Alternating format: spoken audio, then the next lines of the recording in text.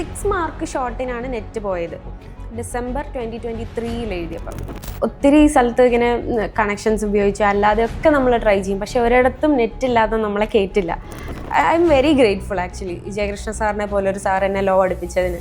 Net എന്ന് പറയുന്നത് impossible ആയിട്ടുള്ള ഒരു കാര്യമല്ല, but at the same time നമ്മുടെ ഡെഡിക്കേഷൻ ഭയങ്കരമായിട്ട് ടെസ്റ്റ് ചെയ്യുന്ന ഒരു എക്സാമാണ്. നമ്മുടെ ഡെഡിക്കേഷനും നമ്മുടെ എഫേർട്ടും നമ്മുടെ അണ്ടർസ്റ്റാൻഡിങ്ങും ടെസ്റ്റ് ചെയ്യുന്ന ഒരു എക്സാമാണ്.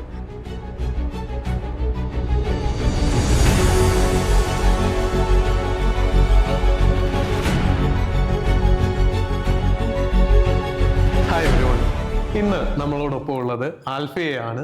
ലോ സബ്ജക്റ്റിൽ ജൂൺ 2025 സൈക്കിളിൽ നെറ്റ് ക്വാളിഫൈഡ് ആയി നമ്മുടെ എറണാകുളത്തെ ഓഫ്ലൈനിലെ വിദ്യാർത്ഥിയാണ്. സ്വാഗതം ആൽഫിയ. ആദ്യം തന്നെ ഈ ഒരു ജേർണിയിൽ ഈ നെറ്റ് പരീക്ഷ വരെ എത്തി നിൽക്കുന്ന ഒരു കഥയുണ്ടല്ലോ, അതൊന്ന് പറയാമോ?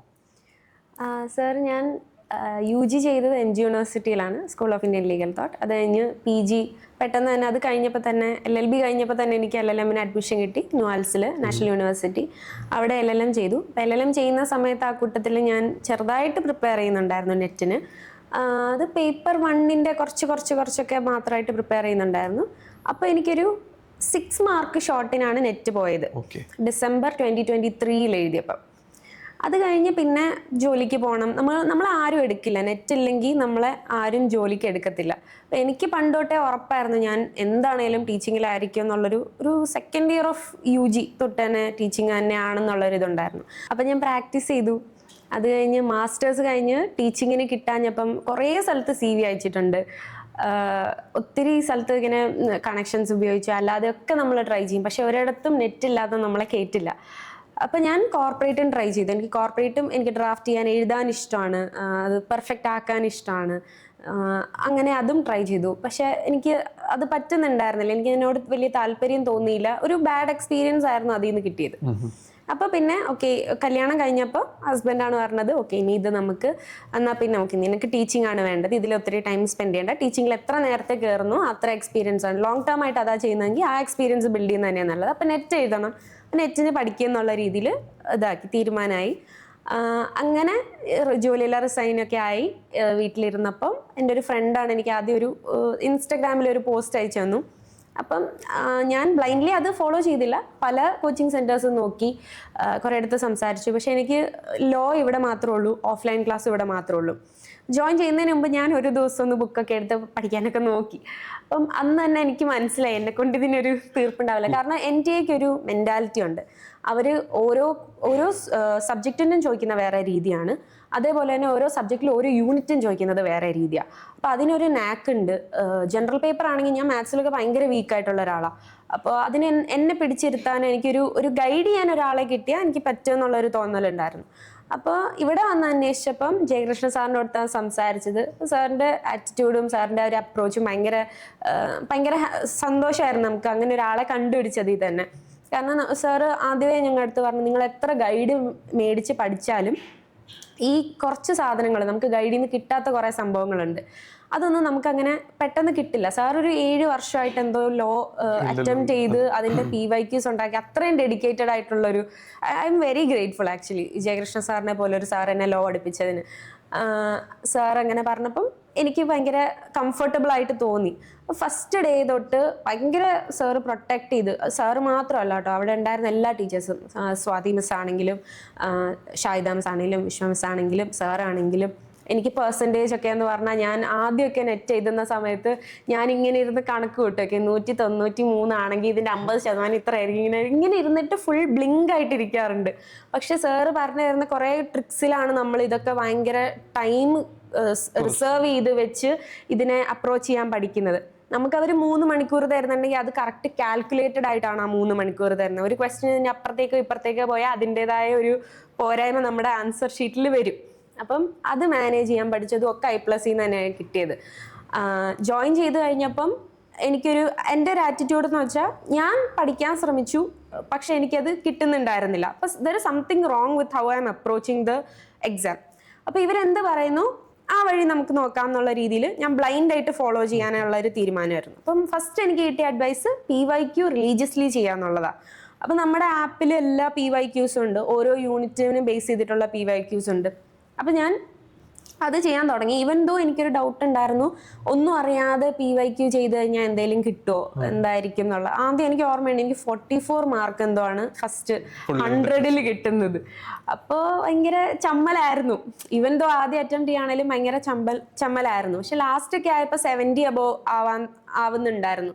അപ്പോൾ ഓരോ ക്വസ്റ്റ്യനും ഇങ്ങനെ അനലൈസ് ചെയ്ത് ഇങ്ങനെ പഠിച്ച് വന്ന് പിന്നെ സാറ് പറഞ്ഞു, നമ്മൾ ക്വസ്റ്റ്യൻ പേപ്പർ അനാലിസിസ് ആണ് ഏറ്റവും മെയിൻ എന്ന് പറഞ്ഞു. ചുമ്മാ ചെയ്താൽ മാത്രം പോരാ, അതെന്താ തെറ്റ് വന്നതെന്ന് നോക്കി കറക്റ്റ് ചെയ്ത് എഴുതി വെക്കുക, തെറ്റ് വന്നതെല്ലാം പുതിയൊരു ബുക്കിൽ എഴുതി വെക്കുക. അപ്പം ഞാൻ എൻ്റെതായിട്ടുള്ളൊരു നല്ലൊരു ഭംഗിയുള്ള ബുക്കൊക്കെ മേടിച്ച് അതിനകത്ത് ഇങ്ങനെ എഴുതി വെക്കാൻ തുടങ്ങി. തെറ്റ് വന്നതും കാര്യങ്ങളൊക്കെ ഇമ്പോർട്ടൻ്റ് ആയിട്ടുള്ള സംഭവങ്ങളെല്ലാം അതിനകത്ത് എഴുതി വെക്കും. അപ്പോൾ ആ ബുക്കിനോടുള്ള സ്നേഹം കാരണം അതിനകത്ത് കൂടുതൽ എഴുതും. അതിങ്ങനെ മറച്ചു വെക്കുമ്പോൾ വീണ്ടും അതൊരു റിവിഷനും ആകും. അങ്ങനെ അവിടുന്നാണ് PYQC എന്നാണ് തുടക്കം. പിന്നെ ഞാൻ ചെയ്തത് എല്ലാ ദിവസവും എന്തെങ്കിലുമൊക്കെ പഠിക്കാൻ നോക്കും. ഉറപ്പായിട്ടും എൻ്റെ ഒരു മന്ത്ര എന്ന് പറഞ്ഞാൽ 1% ബെറ്റർ എങ്കിലും ആയിരിക്കണം. കിടക്കുന്നതിന് മുമ്പ് എനിക്ക് അങ്ങനെ ചെയ്താലേ ഒരു സമാധാനം ഉണ്ടായിരുന്നുള്ളൂ. ഒരിക്കലും ഒരു 2 ഡേയ്സിനപ്പുറത്തേക്കൊന്നും PYQ ചെയ്യാതെ പോവില്ല. എന്തെങ്കിലും ഒരു ഭയങ്കര ഇതായിട്ട് വന്നാലേ ഞാൻ ഒരു ദിവസം മിസ്സാക്കുള്ളൂ. അപ്പം എല്ലാ ദിവസവും PYQs ചെയ്യും. ടീച്ചേഴ്സിൻ്റെ പുറകെ ആയിരുന്നു. ഇപ്പോൾ ഒരു ദിവസം ആബ്സെൻ്റ് ആവുകയാണെങ്കിൽ അടുത്ത ദിവസം പോയി ഇങ്ങനെ എന്താ പഠിപ്പിച്ചതെന്ന് ഇങ്ങനെ ചോദിച്ച്. അല്ല, ഞങ്ങളുടെ ഒരു എൻവയോൺമെൻറ്റും ഭയങ്കര കൺഡ്യൂസീവ് എൻവയോൺമെൻ്റ് ആണ്. എല്ലാവരും ഭയങ്കര അങ്ങോട്ടും ഇങ്ങോട്ടും സപ്പോർട്ടീവാണ്. നമ്മൾ അങ്ങോട്ട് പറഞ്ഞു കൊടുക്കും, തിരിച്ചിങ്ങോട്ട് പറഞ്ഞു തരും. പ്രായത്തിൻ്റെ ഒരു ഇതില്ല. പിന്നെ എക്സ്പീരിയൻസ്, നമ്മളൊക്കെ എന്ന് പറഞ്ഞാൽ വളരെ ഡിഫറെൻറ്റ് ബാക്ക്ഗ്രൗണ്ട്സിൽ നിന്ന് വരുന്ന കുറേ പേരാണ്. ചിലർ വർക്ക് ചെയ്തിട്ട് വരുന്നവരാ, ചിലർ കോളേജ് കഴിഞ്ഞിട്ടുണ്ടാവുള്ളൂ, ചിലർ കോളേജിൽ പഠിച്ചുകൊണ്ടിരിക്കുന്നവരായിരിക്കും. അപ്പം വിവിധ തലങ്ങളിലുള്ള ആൾക്കാരുമായിട്ട് നമ്മൾ സംസാരിക്കുന്നത്. ഇപ്പം എന്നെ പഠിപ്പിച്ച സ്വാതി മിസ്സിന് എന്നെക്കാട്ടിലും പ്രായം കുറവാണ്. അപ്പോൾ നമുക്ക് ആ ഒരു ബാരിയർ ഇല്ല. അതില്ലാതെ നമ്മൾ അങ്ങോട്ടും ഇങ്ങോട്ടും ഇന്ററാക്ട് ചെയ്ത് പഠിക്കുന്നത്. ഓക്കെ, ഒരുപാട് കാര്യങ്ങൾ, ആ ഒരു സന്തോഷം മുഖത്ത് കാണാനുണ്ട്. അതോടൊപ്പം തന്നെ ഡെഡിക്കേറ്റഡ് ആയിട്ട് ഞാൻ പലപ്പോഴും ആഗ്രഹിക്കുന്ന ഇതുപോലത്തെ ഒരു സ്റ്റുഡന്റിനെ കിട്ടാന്. നമ്മൾ പറയുന്നത് ടു ദ ലെറ്റർ ഫോളോ ചെയ്യുന്ന ഒരാളെ കിട്ടാന്ന് പറയുന്ന അധ്യാപകരുടെ ഭാഗ്യം കൂടിയാണ്. ആ വിജയത്തില് നിങ്ങളുടെ ആ മാധുര്യം ഏറുന്നതും അതുകൊണ്ടാണ്. ബ്ലൈൻഡായിട്ട് ചില വാക്കുകൾ ഉപയോഗിച്ച് ഞാൻ ഓർത്തെടുക്കുകയാണ്. ബ്ലൈൻഡായിട്ട് ആ പ്ലാൻ ഫോളോ ചെയ്യാനുള്ള വില്ലിങ്നെസ്.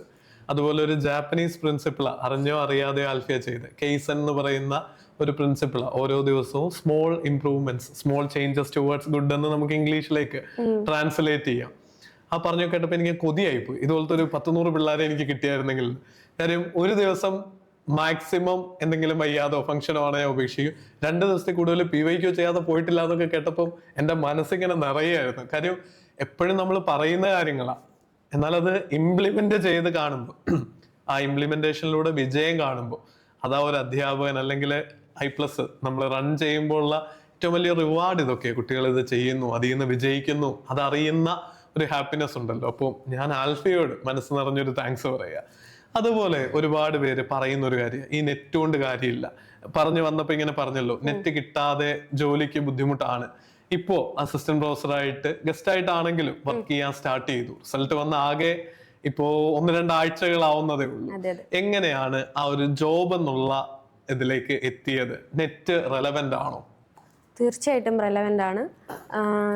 ഞാൻ കുറേ കോളേജസിൽ അപ്ലൈ ചെയ്തിട്ടുണ്ട്, കുറേ സ്ഥലത്ത് വിളിച്ച് ചോദിച്ചിട്ടുണ്ട്. ഫസ്റ്റ് ക്വസ്റ്റ്യൻ അവർ നമ്മുടെ അടുത്ത് ചോദിക്കുന്നത് നെറ്റ് ഉണ്ടോ എന്നാണ്. ആ ഒരു ബ്ലോക്ക് കാരണമാണ്, അല്ലെങ്കിൽ എനിക്ക് ഷുവറാണ് എങ്ങനെയും ക്രാക്ക് ചെയ്ത് അതിലേക്ക് കയറാന്നുള്ളത്. കാരണം ഡിഗ്രി ഉണ്ട്, മാർക്കുണ്ട്, പല സെമിനാർസും പ്രസൻറ്റ് ചെയ്തിട്ടുണ്ട്, ഇന്റർനാഷണൽ ലെവലിൽ വരെ സാർ പ്രസൻറ്റ് ചെയ്തിട്ടുണ്ട്. പക്ഷെ എന്നിട്ട് പോലും എനിക്ക് ജോലി കിട്ടിയിട്ടില്ല. അപ്പോൾ ഡെഫിനറ്റ്ലി നെറ്റ് എന്ന് പറയുന്നത് നമ്മൾ ഇന്ത്യയിൽ ഇത് വളരെ ഇമ്പോർട്ടൻ്റ് ആയിട്ട് നമുക്ക് വേണ്ട ഒരു കാര്യമാണ്. ഇനിയിപ്പോൾ നെറ്റ് ഇല്ലാതെ ഗസ്റ്റ് ആയിട്ട് കയറുമ്പോഴും അതിൻ്റെ പേ സ്കെയിൽ ഭയങ്കര ഡിഫറൻസ് ആണ്. നമുക്ക് ഒരു പോയിന്റ് കഴിയുമ്പോൾ നമുക്ക് സർവൈവ് ചെയ്യണമെങ്കിൽ, ഈ ലോകത്ത് സർവൈവ് ചെയ്യണമെങ്കിൽ ഒരു സ്പെസിഫിക് എമൗണ്ട് ആയിട്ട് നമുക്ക് സാലറി ആയിട്ട് കിട്ടണം. ഗസ്റ്റ് ഫാക്കൽറ്റി ആയിട്ട് നിൽക്കുമ്പോൾ ആ ലെവലിൽ നമുക്ക് കിട്ടണമെന്നില്ല. സ്ട്രൈക്സ് വരും, ഫെസ്റ്റുകൾ വരും, അങ്ങനെ അവർലി ബേസ് ഓഫ് പേയ്മെൻ്റ് ആയിരിക്കും വരിക. അപ്പം നെറ്റ് ഉണ്ടെങ്കിൽ മാത്രമേ നമുക്കൊരു അസിസ്റ്റന്റ് പ്രൊഫസറിനുള്ളൊരു ഡിഗ്നിറ്റി, നമ്മുടെ ഒരു പൊസിഷൻ, ഒരു പെർമനൻസി വേണമെങ്കിൽ, ഒരു ഫൗണ്ടേഷൻ വേണമെങ്കിൽ ആ ഒരു ക്വാളിഫിക്കേഷൻ. അത് മാത്രമല്ല, വളരെ പ്രസ്റ്റീജിയസ് ആയിട്ടുള്ള കോളേജസ് എപ്പോഴും നോക്കുന്നത്, നെറ്റ് നോക്കുന്നതെന്ന് പറഞ്ഞാൽ അവർക്ക് ആ ഒരു അവരുടെ സ്റ്റുഡൻസ് ഇത്രയും എക്സ്പെൻസ് കൊടുത്തിട്ടാണ് പഠിക്കാൻ വരുന്നത്. അപ്പോൾ ആ പഠിപ്പിക്കുന്ന ടീച്ചേഴ്സിന് ആ ലെവൽ ഓഫ് ക്വാളിറ്റി ഉണ്ടായിരിക്കണം. ഈ എക്സാമിന് പ്രിപ്പയർ ചെയ്ത ആ ഒരു മാസങ്ങളിൽ എനിക്ക് വന്നൊരു ട്രാൻസ്ഫോർമേഷൻ ഇപ്പം ഞാൻ ക്ലാസ് എടുക്കുമ്പോൾ എനിക്ക് നന്നായിട്ട് മനസ്സിലാവും. കാരണം ഒരു അസിസ്റ്റന്റ് പ്രൊഫസർ എന്ന് പറയുമ്പം ആ വേർഡിന് ഒരു ഡിഗ്നിറ്റി ഉണ്ട്, ഒരു വെയിറ്റ് ഉണ്ട്. അത് വരുന്നത് എന്തുകൊണ്ടാന്ന് വെച്ചാൽ നമുക്ക് അങ്ങോട്ടും ഇങ്ങോട്ടും കോൺസെപ്റ്റ്സ് തമ്മിൽ റിലേറ്റ് ചെയ്യാൻ പറ്റുക. ഇതിന്റെ ഒരു സബ്ജക്റ്റിനെ ചുമ്മാ ബുക്കിൽ നിന്ന് എടുത്ത് പഠിപ്പിക്കുക അല്ലെങ്കിൽ അതിനെ വേർഡ് ടു വേർഡ് ആയിട്ട് പഠിപ്പിക്കുന്നതല്ല ഒരു പ്രൊഫസർ ചെയ്യുന്നത്. He's professing something. അപ്പോൾ നമ്മൾ എല്ലാത്തിൻ്റെ ഇന്റർ കണക്ഷൻ എങ്ങനെയാണെന്ന് മനസ്സിലാവണം, ലോകത്തെ പറ്റി മനസ്സിലാക്കണം, കറണ്ട് അഫയേഴ്സ് അറിയണം, മാത്സ് അറിയണം, അങ്ങനെ കുറേ കാര്യങ്ങൾ അറിയണം. ഈ ട്രാൻസ്ഫർമേഷനിലാണ്, ഈ കഷ്ടപ്പാടിലൂടെയാണ് ഒരു അസിസ്റ്റന്റ് പ്രൊഫസർ ജനിച്ചുണ്ടാവുന്നത്. അപ്പോൾ ഡെഫിനറ്റ്ലി ആ എക്സാമിന് അതിൻ്റെതായ വാല്യൂ ഉണ്ട്, ആ സർട്ടിഫിക്കറ്റിന് അതിൻ്റെതായ വാല്യൂ ഉണ്ട്. അത് തന്നെ എംപ്ലോയേഴ്സ് നമ്മുടെ അടുത്ത് ചോദിക്കുകയും ചെയ്യുന്നത് അതുകൊണ്ടാണ്. എന്തൊക്കെയായിരുന്നു ഈ ജോലിയെ പറ്റി പറഞ്ഞു, ജോലിയിലേക്ക് എത്തിയതിന് അഭിനന്ദനങ്ങൾ. തീർച്ചയായിട്ടും ഫോർച്യുനേറ്റ് ആയിട്ടുള്ള ഒരുപാട് കുട്ടികളായിരിക്കും മുന്നിലെത്തുക. ഈ ഒരു ആത്മാർത്ഥതയും ഈ ഒരു ഇന്റർ കണക്ഷൻ മനസ്സിലാക്കാൻ പറ്റുന്ന ഒരു അധ്യാപികയെ കിട്ടുക എന്നുള്ളത് ഒരു ഭാഗ്യമാണ്. അപ്പോൾ അതിനും സ്പെഷ്യൽ ആയിട്ടുള്ള അപ്രീസിയേഷൻ. ഇനി ചോദിക്കാനുള്ളത്, കുറേ അധികം ചലഞ്ചുകൾ ഈ ജേർണിയിൽ, പഠനയാത്രയിൽ ഫേസ് ചെയ്തിട്ടുണ്ടാവും. അതെന്തൊക്കെയായിരുന്നു? I+ അത് ഓവർകം ചെയ്യാൻ എങ്ങനെ സഹായിച്ചു? ചലഞ്ച് എന്ന് പറഞ്ഞാൽ മാത്സ് എനിക്ക് ഭയങ്കര ചലഞ്ചിങ് ആയിട്ടുള്ള ഒരു സബ്ജക്റ്റാണ്. പണ്ട് തൊട്ടേ എനിക്ക് മാത്സ് കുറച്ച് ബുദ്ധിമുട്ടാണ്. അപ്പോൾ ഈ മാത്സ് ചെയ്യുമ്പം ആദ്യമൊക്കെ ഭയങ്കര ടൈം എടുക്കുമായിരുന്നു എനിക്ക്. ജയകൃഷ്ണ സാർ എന്നെ കുറേ സപ്പോർട്ട് ചെയ്യാറുണ്ട്. പക്ഷെ എന്നാലും ഞാൻ നല്ല ടൈം എടുത്താൽ ചെയ്തുകൊണ്ടിരുന്നത്. അപ്പോൾ സാർ ഇങ്ങനെ പറയും, ഇതിങ്ങനെ ഷോർട്ടാക്കാൻ പറ്റും, ഇത് ഈ രീതിയിൽ ചെയ്താൽ കുറച്ചുകൂടി ഇതാക്കാൻ പറ്റും. പിന്നെ practice, at the end of the day നമ്മൾ പ്രാക്ടീസ് ചെയ്താണ് ആ ഒരു ഇതിലേക്ക് എത്തുന്നത്. അലൻ സാർ ആണെങ്കിലും നമുക്ക് എല്ലാ വീക്കും സാറ് വന്ന് പഠിപ്പിക്കും. അങ്ങനെ ഞാനിപ്പോൾ ഒരു ക്ലാസ് അറ്റൻഡ് ചെയ്ത് സാർ എന്തെങ്കിലും പറഞ്ഞു തന്നാൽ എനിക്ക് ഫുൾ അന്ന് ചിലപ്പോൾ കൺഫ്യൂഷൻ ആയിരിക്കും. അടുത്ത ദിവസം ഞാനതിരുന്ന് ഇതെന്തായിരുന്നു അതെന്തായിരുന്നു എന്ന് അവിടെ എവിടെയും ചോദിച്ചാണേലും എങ്ങനെയും ഒക്കെ അത് ഫിഗർ ഔട്ട് ചെയ്യാൻ നോക്കും. അതിലെനിക്ക് കുറേ ഇമ്പ്രൂവ്മെന്റ് വന്നിട്ടുണ്ട്. പിന്നെ ഈ research aptitude, teaching, mass communication, നമുക്ക് അങ്ങനെ കുറേ യൂണിറ്റ്സുകളുണ്ട്. പിന്നെ വെസ്റ്റേൺ ലോജിക്, ഇന്ത്യൻ ലോജിക് എന്ന് പറഞ്ഞാൽ ഭയങ്കര ഡിഫിക്കൽട്ട് ആയിട്ടുള്ള ഒരു സബ്ജക്റ്റ് ആയിരുന്നു എനിക്ക്. അത് ഷാഹിദ മിസ്സാണ് പഠിപ്പിച്ചത്. അത് മിസ് പറയുന്ന ക്ലാസ്സിലിരുന്ന് ഇവിടുന്ന് ഇത് പഠിച്ചിട്ട് പോകണമെന്ന് പറയും. അങ്ങനെ നമ്മളെ ഇരുത്തി പഠിപ്പിക്കും. ശരിക്കും സ്കൂളിലൊക്കെ പഠിപ്പിക്കുന്ന പോലെ നമ്മളെ ഇരുത്തി പഠിപ്പിച്ചിട്ടേ വിടത്തുള്ളൂ. അതൊക്കെ നമ്മളെ ഭയങ്കരമായിട്ട് ഹെൽപ്പ് ചെയ്തിട്ടുണ്ട്. ജയകൃഷ്ണ സാറ് എല്ലാ സബ്ജക്റ്റിനെയും എങ്ങനെ അപ്രോച്ച് ചെയ്യേണ്ടതെന്ന് പറഞ്ഞാൽ, എല്ലാ സബ്ജക്റ്റ് എന്ന് വെച്ചാൽ ലോ ആണ് സാറ് പഠിപ്പിക്കുന്നത്. അപ്പോൾ ഓരോ യൂണിറ്റിലും എനിക്ക് ഓരോ രീതിയിലാണ് ചോദിക്കുന്ന ക്വസ്റ്റ്യൻസ്.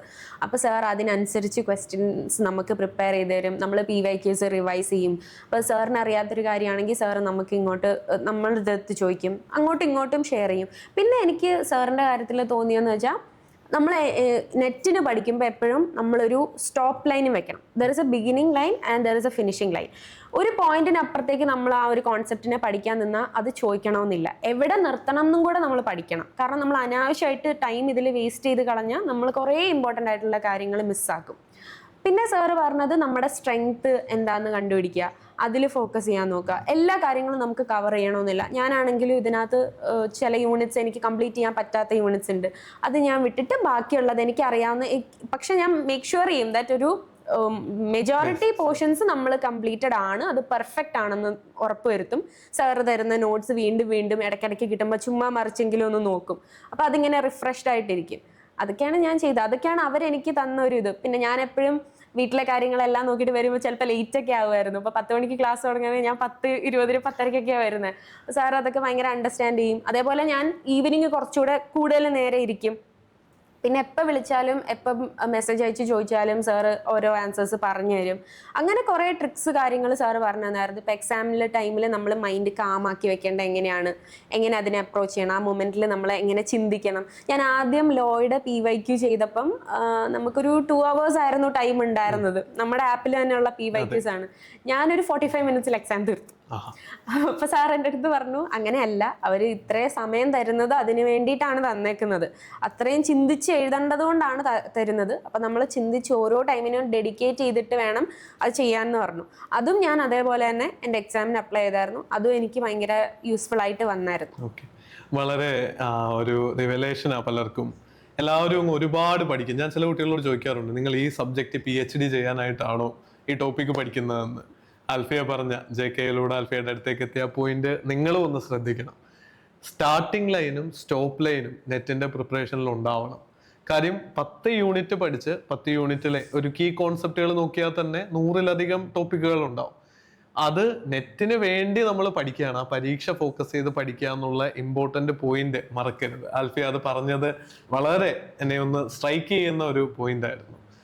ഓവറോൾ ആയിട്ട് ഈ ഒരു ജേർണിയിൽ നിന്ന് കിട്ടിയ ലെസൺസ് ഇനിയും ഈ പരീക്ഷയ്ക്ക് തയ്യാറെടുക്കുന്ന വിദ്യാർത്ഥികൾ നമ്മുടെ ഈ വീഡിയോ കാണുന്നുണ്ടാവും, അവരോട് എന്താണ് പറയാനുള്ളത്? എനിക്ക് പറയാനുള്ളത്, നെറ്റ് എന്ന് പറയുന്നത് ഇമ്പോസിബിൾ ആയിട്ടുള്ള ഒരു കാര്യമല്ല.